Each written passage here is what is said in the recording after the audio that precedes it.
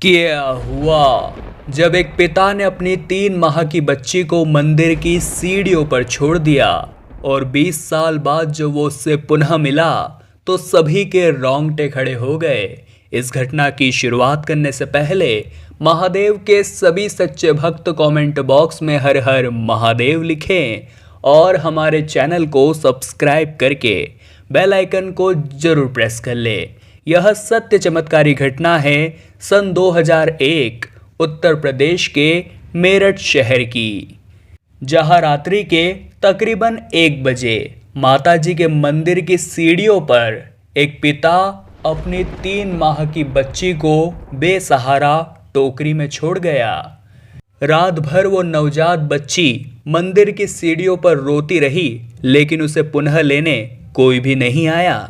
जब सुबह पंडित जी उस मंदिर को खोलने आए तब उन्होंने सबसे पहले उस 3 माह की बच्ची को देखा और तुरंत ही पुलिस को जानकारी भी दी। उन्होंने एक बोर्ड भी बनवाया जिस पर लिखा गया था कि हमें रात्रि में इस मंदिर की सीढ़ियों पर 3 माह की नवजात बच्ची प्राप्त हुई है। अगर किसी को भी इसके बारे में सूचना है तो कृपया करके हमसे संपर्क करें। लेकिन कई दिन बीत गए, उस बच्ची के माता पिता का न तो पुलिस पता कर पाई थी और न ही उस बोर्ड को पढ़कर कोई बच्ची के बारे में कोई सूचना देने आया था। जिसके बाद रमेश चंद्र नाम के उन पंडित जी ने उस बच्ची को अपने स्तर पर गोद ले लिया और उसकी खूब देख रेख करने लगे और उस बच्ची का नाम काव्या रखा, जिसका एडमिशन मेरठ के एक बहुत अच्छे स्कूल में करवाया। काव्या बचपन से ही पढ़ने में बहुत तेज थी और वो अपनी क्लास में हमेशा प्रथम आया करती थी। कुछ सालों बाद ही पढ़ने के प्रति उसकी उमंग देखकर पंडित जी ने उसका एडमिशन एक मेडिकल कॉलेज में करवाया और 20 वर्ष की उम्र में काव्या एक डॉक्टर बन गई। उसने अपना एक निजी अस्पताल खोला जिसमें एक नियम था कि वो गरीबों का इलाज बिल्कुल मुफ्त में किया करती थी। लेकिन उसे इस बात का अंदाजा नहीं था कि उसका यही अस्पताल उसकी ज़िंदगी पूरी तरह से बदलने वाला है। दरअसल एक समय की बात है जब उसके हॉस्पिटल में एक एक्सीडेंट का केस आया।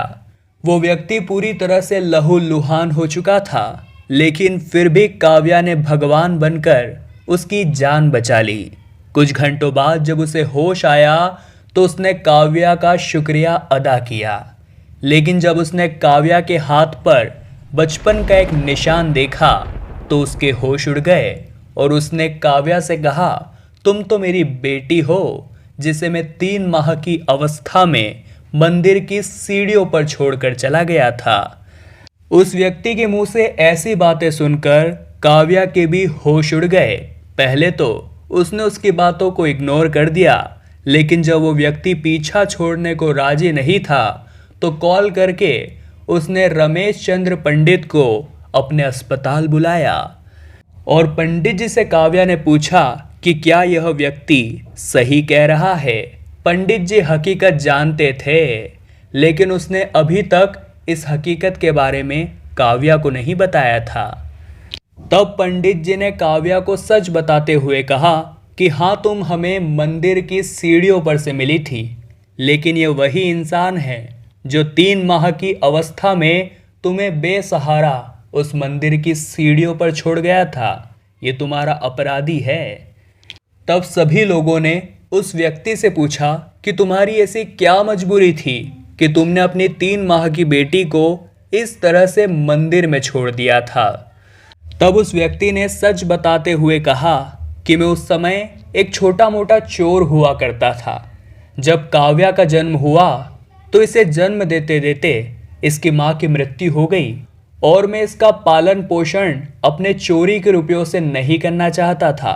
मुझे ऐसा लग रहा था मेरी पाप की कमाई एक दिन इसका भविष्य भी बर्बाद कर देगी, इसलिए 3 माह की अवस्था में मैं इसे मंदिर में छोड़कर चला गया। मुझे महादेव पर भरोसा था कि वो इसके लिए सही माता पिता जरूर ढूंढ लेंगे। यह पूरी घटना सुनने के बाद काव्या के भी होश उड़ गए, लेकिन उसने अपना असली पिता पंडित रमेश चंद्र जी को ही माना। इस घटना को लेकर दोस्तों आप क्या विचार रखते हैं, हमें नीचे कमेंट बॉक्स में बताइएगा। वीडियो पसंद आई हो तो लाइक करें और ऐसी वीडियोस रोजाना देखने के लिए हमारे चैनल को सब्सक्राइब करके बेल आइकन को प्रेस करें। अभी के लिए आप सभी दर्शकों को बहुत बहुत धन्यवाद।